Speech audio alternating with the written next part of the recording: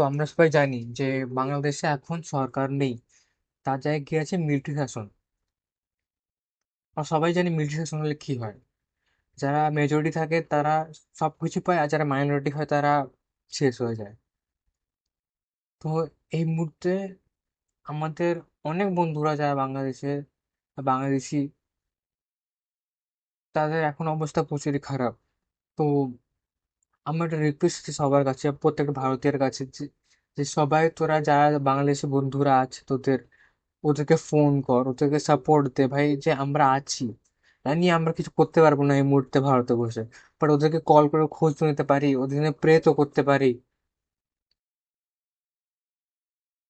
মানে এই মুহূর্তে আমার কেমন অবস্থা বলতে পারবো না, মানে আমার প্রচুর ভয় লাগছে। জানি না আমাদের বন্ধুর সঙ্গে কি হবে।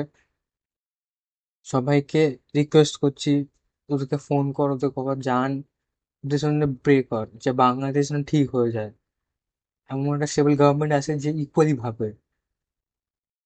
সো প্লিজ প্রে কর।